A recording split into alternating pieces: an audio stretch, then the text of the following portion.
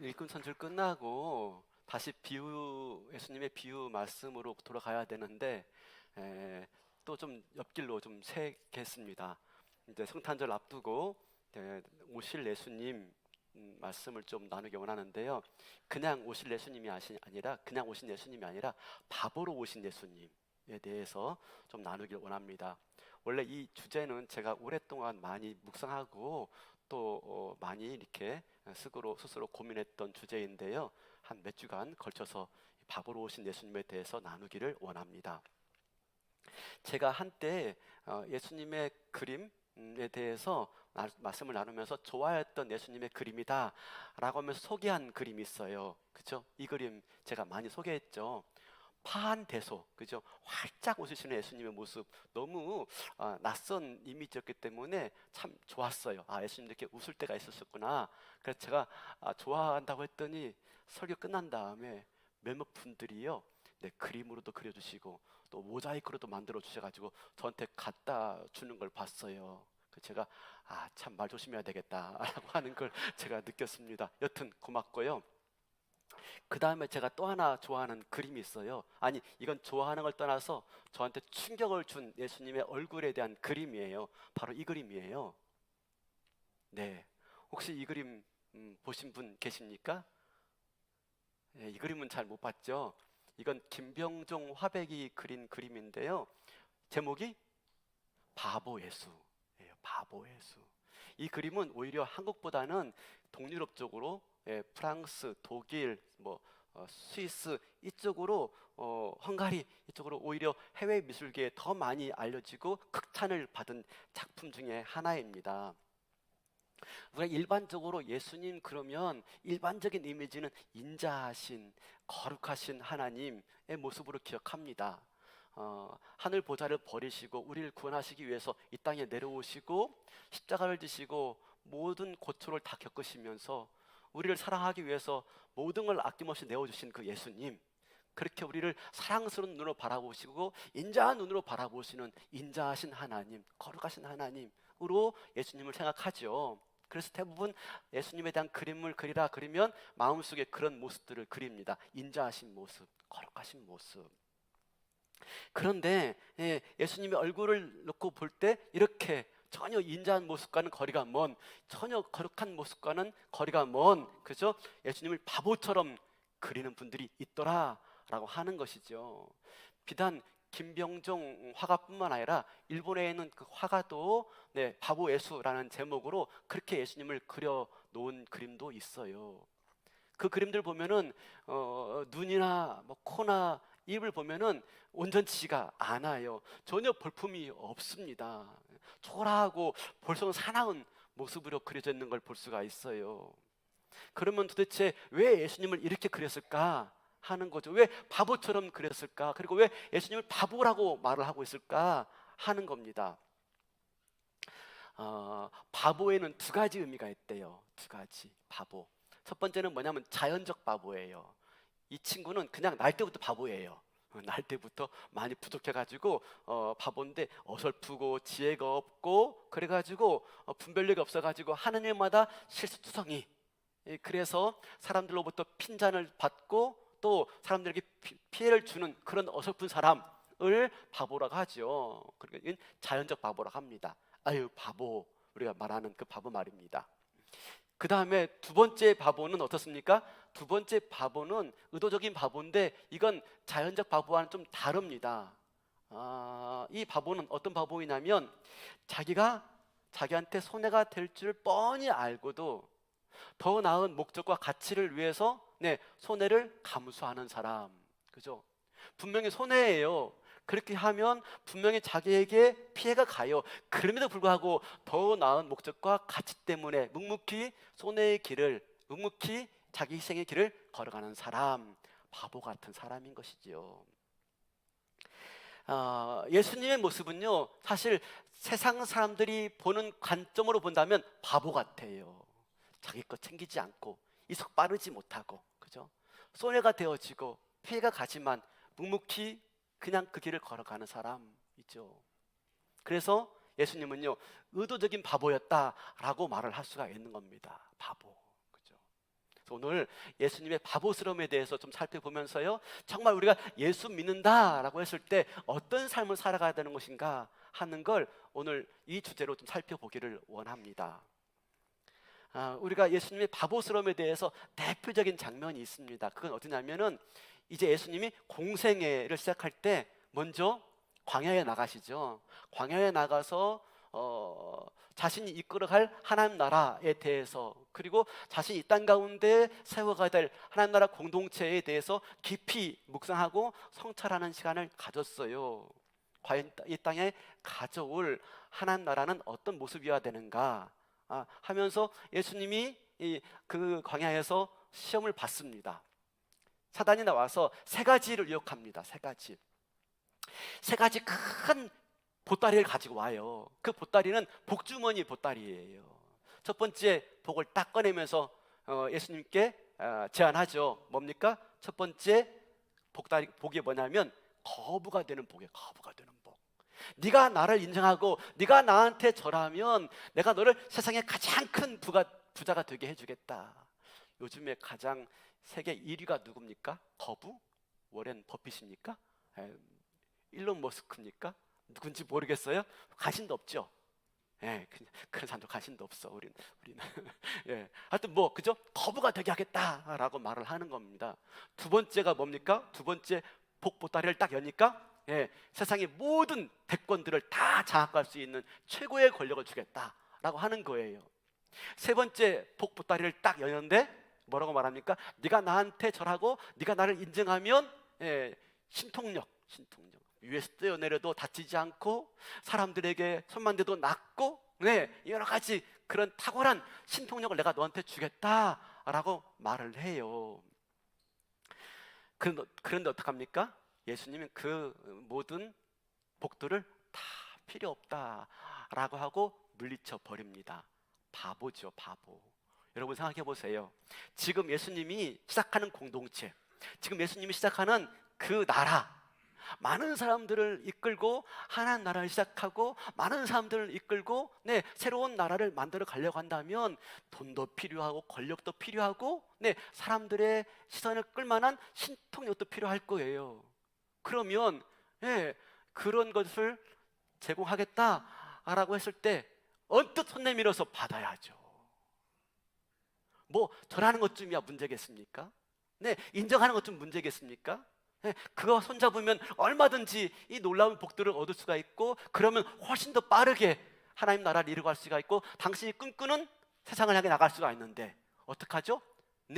그것들이 필요 없다 하고 물리치고 그냥 바보같이 우직스럽게 그 길을 걸어가십니다. 어떻습니까? 예수님 모습은요 바보 같아요. 세상 사람들은 얼마나 약삭 빠른지 모릅니다. 머리 회전이 빠르죠. 언제 그걸 팔아야 될지, 언제 그걸 사야 될지. 이것만 알아도 돈 많이 버는데, 그죠? 우리 그런 지혜가 없어가지고 그때 샀어야 되는데, 그죠? 그때 그거 팔았어야 되는데, 그런 지혜가 없어서 속으로 얼마나 한탄합니까? 그죠?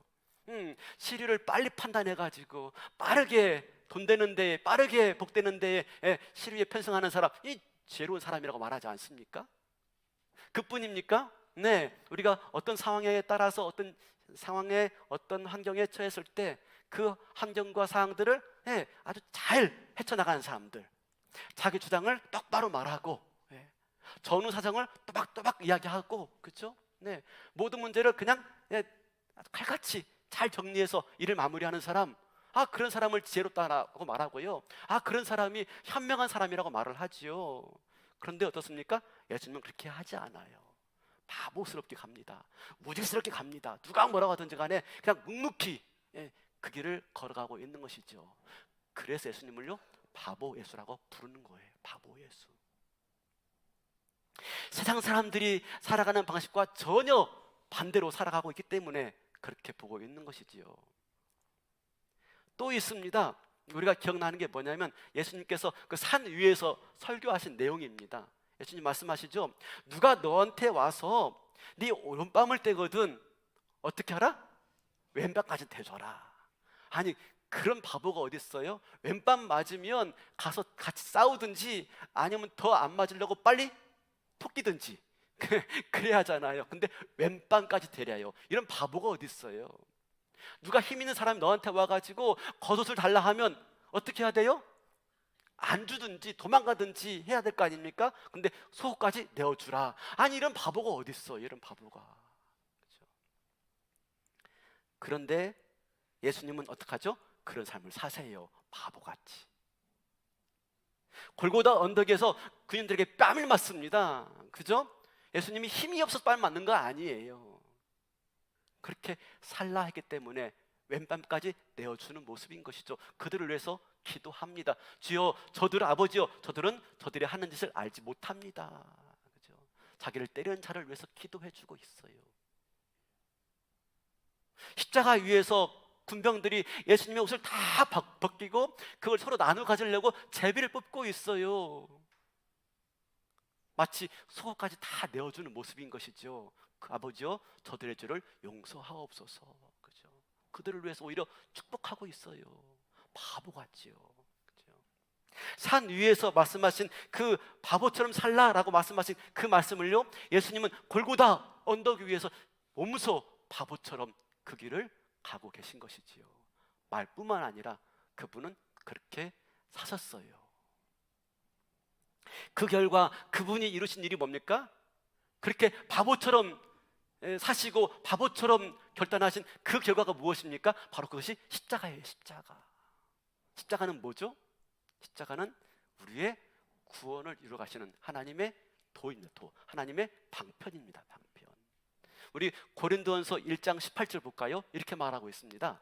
십자가의 도가 멸망하는 자들에게는 미련한 것이요 구원을 받는 우리에게는 하나님의 능력이라. 십자가의 도가 멸망하는 자에게 미련한 것이, 이 미련하다라는 단어가요, 어리석다, 바보스럽다, 심지어는 미쳤다라는 뜻이래요.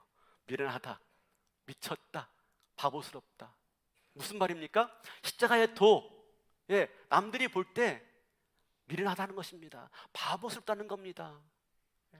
우리를 구원하는 예수님의 그 방법은요, 우리를 구원하는 예수님의 그 모습은요, 너무 바보스러워요.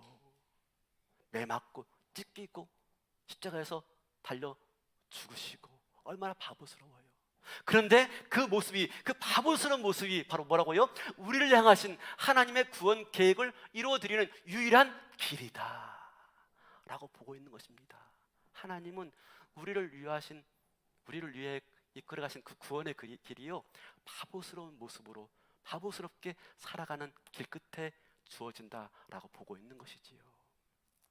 우리 고린도전서 1장 21절 23절 볼까요? 하나님의 지혜에 있어서는 이 세상이 자기 지혜로 하나님을 알지 못하므로 하나님께서 전도에 미련한 것으로 믿는 자들을 구원하시기를 기뻐하셨도다.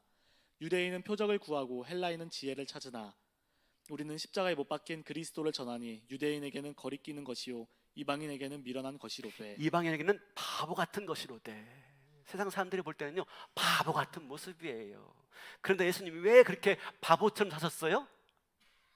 그 길이 우리의 구원을 이루는 길이기 때문에, 하나님 정하신 길이기 때문에 바보처럼 살았어요.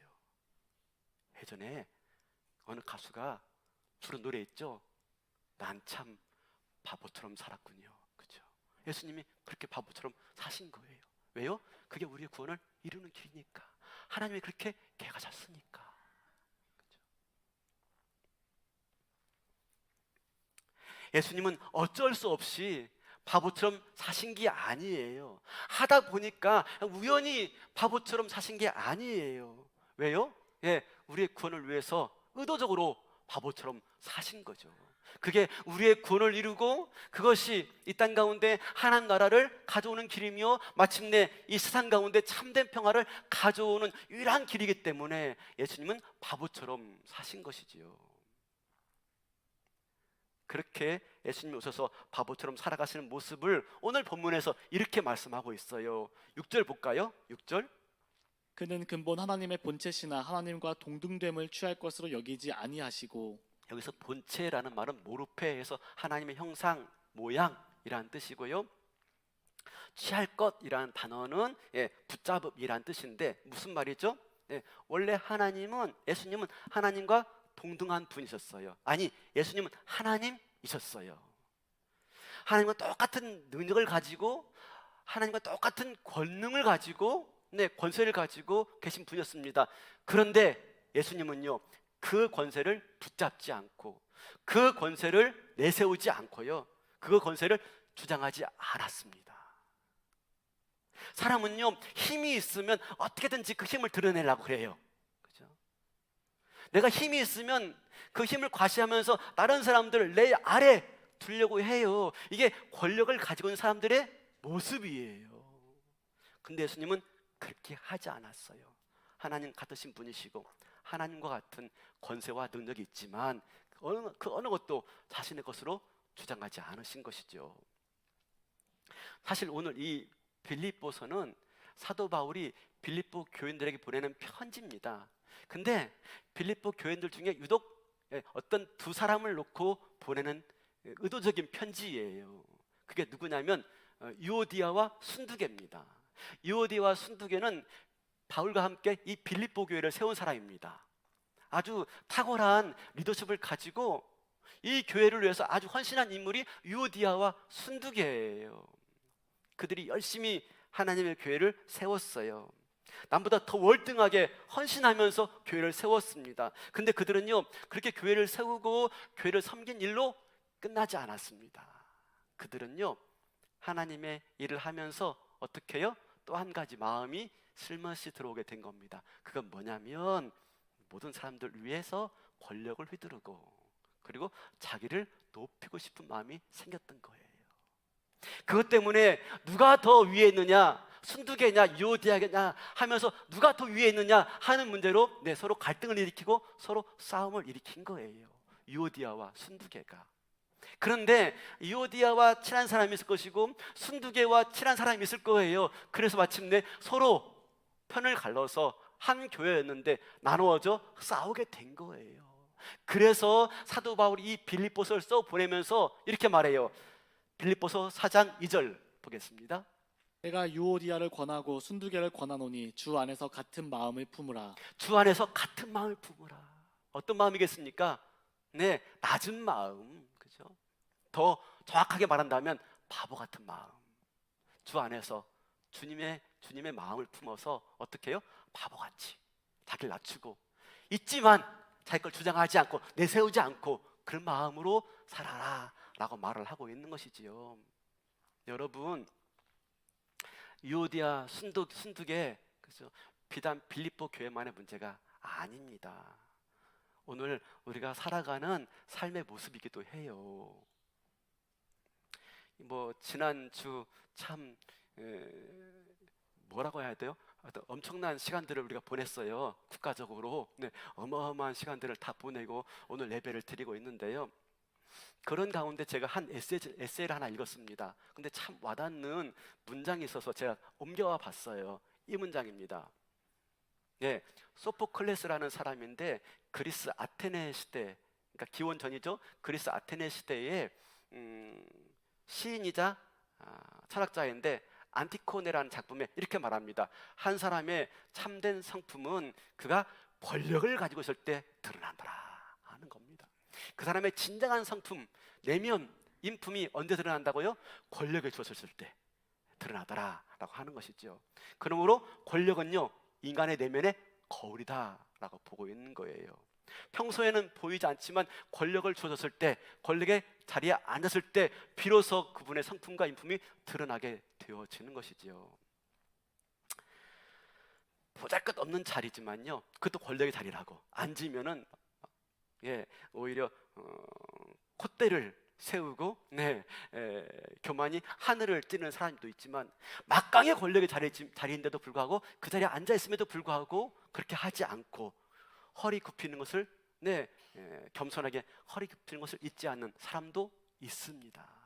이건 뭐죠? 이건 뭐냐면 원래 그 사람의 됨됨이가 권력에 주어졌을 때 비로소 드러나고 있는 것이죠. 그러므로 중요한 건 뭐냐면 관건은 나에게 주어진 권력을 어떻게 내가 다스리느냐 하는 거예요. 나에게 주어진 권력을. 아무리 작은 권한이라 할지라도, 아무리 작은 권력이라 할지라도 그것을 드러내는, 그것을 사용하는 방식에서 나의 됨됨이가 드러나게 되어지는 것이죠. 그래서 이 소포클레스가 이런 말을 해요. 이 시대가 절실히 필요로 하는 것은, 권력은 책임이 있지만 그 책임은 곧 봉사와 섬김으로 나타나야 됩니다 라고 말을 해요. 권력은 책임인데 그 책임은 봉사와 섬김으로 드러나야 된다라고 말을 하고 있는 것이죠. 여기서 있는 저나 또 여기 앉아 계신 여러분이나 크고 작은 권력들 다 가지고 있을 거예요. 집에서든지 교회에서든지 또 일터에서든지 크고 작은 권력들 다 가지고 있을 거예요. 근데 그 권력을 통해서 내 모습이 어떻게 드러날지, 지금 내 모습이 어떻게 드러나고 있는지 여러분 한번 생각해 보는 시간이 되었으면 좋겠어요. 특별하게 이번에 일꾼으로 임명되신 분들은 이 점을 좀 더 명심할 수 있기를 바라요. 이런 말이 있습니다. 그전에 안 그랬는데 직분을 받고 나서 달라졌어. 그렇죠? 그런 말들 많이 들어보셨죠? 그전에 안 그랬는데 그분 직분 받으니까 달라졌어. 우리 교회는 없어요. 우리 교회는 없어요. 다른 교회 있어요. 그렇죠? 그전엔 겸손하고 부드러운 성품이었는데 직분 받고 달라지는 거예요. 말투도 달라지고 행동도 달라지고. 근데 성도와의 관계 속에서는 잘 안 그래요. 근데 유독 그게 확연히 드러나는 자리가 있어요. 바로 교역자를 대할 때 달라지더라는 거죠. 성도끼리는 갑자기 태도가 바뀌면 안 되니까 비슷해요. 차이가 별로 없는데 유독 교역자 대할 때 달라지더라고요. 제가 그걸 많이 봤어요. 전에 있던 교회에서 많이 봤어요.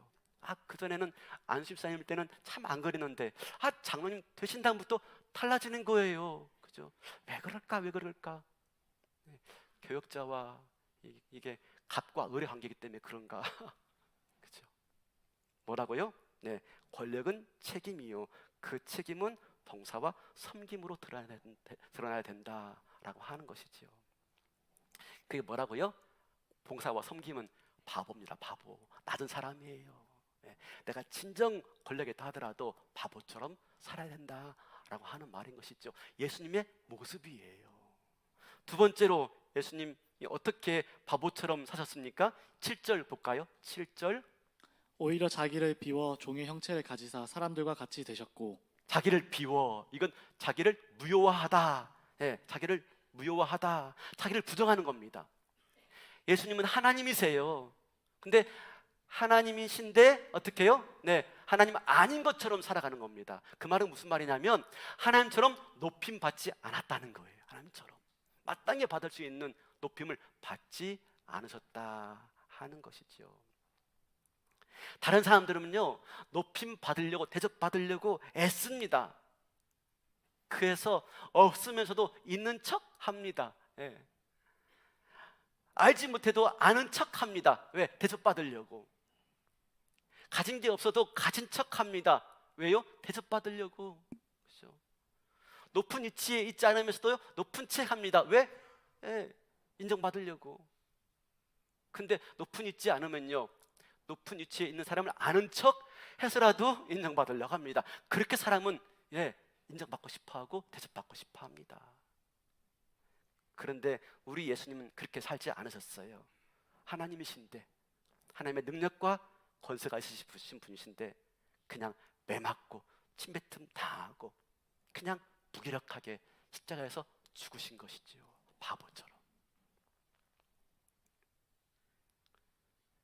예수님이 잡히실 때 베드로가 칼로 막아섰죠. 근데 그때 예수님 뭐라고 말씀하십니까? 베드로야, 내가 지금 하늘에 명하여서 12군단, 12영 되는 천사들을 불러 모을 줄 너는 알지 못하느냐? 12영, 12군단, 어마어마한 천사 군대를 데려올 수 있다는 것을 말씀해 주고 있는 겁니다. 그런데 그렇게 하지 않는 것이다 라고 하는 것이죠. 있지만 그렇게 살지 않는 거예요. 없어서가 아니에요. 있지만. 왜요? 그것이 우리의 구원을 이루는 길이기 때문에. 바보처럼 살아야만이 십자가를 질 수 있고, 십자가를 져야만이 우리의 구원을 되서갈 수가 있고, 그 길만이 우리에게 영원한 생명을 가져다 줄 수가 있고, 그 길만이 우리에게 참된 생명을 가져다 줄 수 있고 이 땅 가운데 하나님 나라와 평화를 가져올 수 있는 길이기에 우리 주님은 그렇게 사신 줄로 믿습니다. 그렇죠? 그렇게 살았을 때, 바보처럼 살았을 때 하나님이 어떻게 해주었습니까? 네, 우리 9절에서 11절 한번 볼까요? 9절, 11절. 이러므로 하나님이 그를 지극히 높여 모든 이름 위에 뛰어난 이름을 주사 하늘에 있는 자들과 땅에 있는 자들과 땅 아래에 있는 자들로 모든 무릎을 예수의 이름에 꿇게 하시고 11절 다 같이 시작. 모든 입으로 예수를 그리스도를 주라 주라 시인하여 시인하여 하나님 아버지께 영광을 돌리게 하셨느니라. 아멘. 하나님께서 바보처럼 살았던 예수님을 높여주시는 거예요. 모든 무릎을 다 예수 앞에 꿇게 하시고요, 모든 입으로 예수를 다 찬미하도록 하나님이 높여주시는 것, 높여주시는 것. 그걸 볼 때 우리가 알 수 있는 것은 뭐냐면, 우리가 이 땅에서의 실패가, 여러분, 이 땅에서의 실패가, 아니, 말을 잘못했습니다. 이 땅에서의 패배가, 어떤 문제가 있잖아요. 그럼 내가 반드시 이겨야 돼. 지려고 하지 않아. 근데 여러분 아십니까? 바보처럼 사셔야 되는 겁니다. 그래서 이 땅에서 실패를 맛볼 수가 있어요. 이 땅에서 패배를 맛볼 수가 있어요. 근데 그것이 하나님 나라에서의 패배가 아닙니다. 이 땅에서의 패배가요, 하나님 나라에서 성공이 되어지는 거죠. 성공. 진정한 성공이 뭡니까? 이 땅에서 패배하는 것처럼 바보처럼 살아가는 삶. 그때 하나님이 높여주시는 것, 이게 진정한 성공이지요. 여러분, 내가 나를 높이는 거 별거 아니에요. 내가 나를 높이는 거 그 잠시예요. 사람들 앞에서 나를 높일 수 있어요. 얼마든지 가능해요. 근데 여러분 아십니까? 내가 사람들 앞에서 나를 높이면요, 그 앞에서는 인정해 줍니다. 근데 그 뒤에서는요, 에이, 그 지가 뭐라고. 그렇죠? 네, 저는 많이 들었어요. 사람들 앞에서는요, 높이면 그냥 인정을 해줘요. 사람들이. 왜? 관계가 깨어지는 걸 싫어하기 때문에 인정해줘요. 근데 뒤에서는요, 에이, 지가 뭔데. 저는 목회하면서 많이 들었어요. 많이. 내가 나를 높이는 게 아니라 누가 높여야 됩니까? 하나님이 나를 높일 때 그게 뭡니까? 내가 패배한 것처럼 보이지만 그것이 예수 안에서 성공이고 영광이더라 하는 것이지요. 하나님이 높여주시는 것입니다. 그러면 왜 우리는 하나님이 높여주시는 영광을 경험하지 못하는 거예요? 왜 하나님 높여주시는 영광을 우리가 누리지 못하고 있는 거? 그 이유가 무엇입니까? 내가 나를 높였기 때문에 하나님이 높여주실 일이 없는 거예요. 내가 이미 충분히 나를 높였어. 그렇기 때문에 하나님이 더 이상 나를 높여줄 일이 없는 거예요. 그래서 하나님이 나에게 허락하실 영광도 없는 거죠. 내가 충분히 높아졌기 때문에, 내가 예수님처럼 살지 못했기 때문에 하나님이 나를 높여주지 못하는 거예요. 내가 바보처럼 살 때 하나님이 나를 높여주신다라고 하는 것을 여러분 믿으시길 바랍니다. 세상에서 지고 실패한 것처럼 보여요. 세상에서 맨날 저 터지는 것 같아요.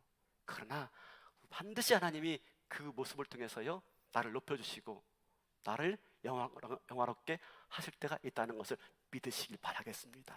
그래서 지금 사소한 싸움에서요, 목숨 걸지 마세요. 그냥 지세요. 그죠? 그냥 물러서세요. 패배해도 됩니다. 손해 보셔도 됩니다. 오히려 그걸 통해서 하나님이 나를 높여주시고요, 하나님이 드러나는 삶으로 저와 여러분을 이끌어 갈 줄로 믿습니다. 결론적으로요, 5절 이렇게 말씀하십니다. 5절. 너희 안에 이 마음을 품으라 곧 그리스도 예수의 마음이니. 이 마음을 품으래. 이 마음, 예수의 마음이랍니다. 무슨 마음이죠? 바보처럼. 그죠? 바보처럼 살아가는 마음, 그 마음을 품으래요. 바보처럼. 이게 예수의 마음이다라고 말합니다. 지금 우리가 12월 달은 대림절이라고 그래요. 대림절.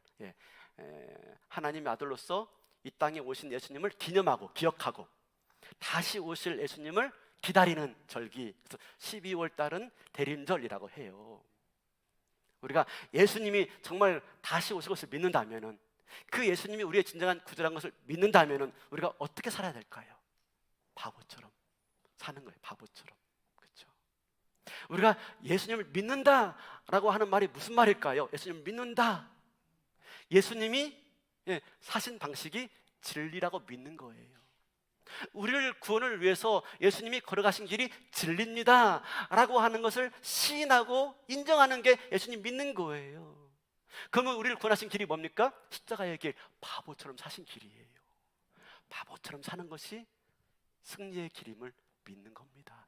이 땅에서 바보처럼 사는 길이 결국 예수님 안에서 궁극적인 성공의 길임을 믿는 거예요. 그게 예수님을 믿는 사람의 모습인 줄로 믿습니다. 그것이 예수님을 따라가는 사람의 모습인 줄로 믿습니다. 사소한 문제 앞에서 반드시 이겨야 되겠다고 빠득빠득 이렇게 내세우지 마시고요. 양보하시고 그냥 좀 참으시고, 변명할 거 있어도 변명하지 말고, 오해가 있어도 다 풀지 말고, 그죠? 내가 반드시 이겨야지 이겨 먹으려고 하지 말고요. 양보하고 배려하고 그냥 내가 그랬다고 인정하고, 조금 바보처럼, 남도 볼 때 저 사람 바본가 봐 라고 할 정도로 그렇게 양보하며, 그렇게 인정하며 내려놓으며 겸손하게 자기를 낮추며 살아가는 모습이 있길 바랍니다. 그게 대림절을 사는 모습이에요. 여러분, 최영덕 씨 아시죠? 오늘 우리가 헌금송으로 불렀던 노래인데요. 낮은 해처럼 밤엔 달처럼 그렇게 살 수 없을까? 욕심도 없이 어두운 세상 비추어 온전히 남을 위해 살듯이, 이 노래를 지으신 분이신데, 이 노래를 지은 배경이 있어요. 이분이 대학에 강의하러 갔답니다. 대학에. 근데 그 대학에 강의하러 갔다가 잠시 화장실을 들렸는데 화장실에 한 아주머니가 청소하고 있더래요. 근데 남자 화장실에 여자분이 청소하니까 얼마나 민망해요. 누는 사람도 민망하고 그렇죠? 청소하는 사람도 민망하고. 근데 이 화장실에서 이렇게 있으면서 그 청소하는 분은 보면서요, 곁눈질 이렇게 보는 거죠. 아이 참 얼마나 참 딱하면 저럴까 하고 본 거죠. 비천하게 본 거죠. 그리고 이제 마치고 나오는데 아마 뒤따라와서 그 아주머니도 나왔나 봐요. 근데 이 복도를 걸어가는데 교수님이 저기서 오시면서 이 아주머니를 보고 말씀하시더래요. 아니 사모님 웬일이세요? 그러더란 것입니다. 알고 보니까 이분이 대기업 총수의 부인이랍니다. 부인. 알고 봤더니 아들이 다니는 학교예요. 근데 아들이 다니는 학교에 자원봉사 하는 그런 행사가 있어가지고 와가지고 자원봉사하면서 하필이면 남자 화장실을 청소하게 된 거예요. 근데 그 사실을 알게 된 이 최영덕 간사님이요, 이제 큰 충격을 먹은 거예요. 어떻게 이럴 수가 있지? 대기업 총수의 아내가 어떻게 이럴 수가 있지? 나는 과연 그렇게 살 수 있을까? 나는 과연 그런 삶을 살 수 있을까? 이게 예수님 모습이고 이게 바울의 모습은 아닐까? 하면서 큰 충격과 감동 가운데 써내려간 노래가 뭐라고요? 낮은 해처럼 밤의 달처럼 그렇게 살 수 없을까? 사랑하는 성도 여러분, 우리 예수님은요 어떤 분이십니까? 대기업 총수가 아니에요. 우리 예수님은요 저 높으신 하나님 보좌 우편에 앉아있는 하나님 그 분이셨습니다. 그분이요 이 땅에 내려오신 거예요. 남자 화장실 내려오신 게 아니라요, 낮고 천한 그 자리에 내려오셔가지고 십자가를 지신 겁니다. 십자가는 로마인도 짓지 않습니다. 십자가는 아주 쫙범이나 이방인들이 지는 형틀이 십자가예요. 거기에 가장 낮고 낮은 모습으로 예수님이 달리신 거예요. 이 모습이 얼마나 놀라운 모습인지, 이 모습이 얼마나 충격적인 모습인지, 그렇게 바보처럼 이 땅을 묵묵히 살아 마침내 저와 여러분에게 구원을 가져오시고 저와 여러분에게 이 땅에 하나님 나라를 보여주시고 참된 평화와 평안을 허락해 주신 줄로 믿습니다. 이 대림절, 이 다시 오실 주님, 그죠? 우리가 기대하면서 이 마음을 품으라, 그죠? 이 마음 품고 주님을 만날 때까지 함께 십자가의 길을 묵묵히 이 바보스러운 삶의 모습을 감당하시는 저와 여러분 되시기를 주님의 이름으로 축원합니다.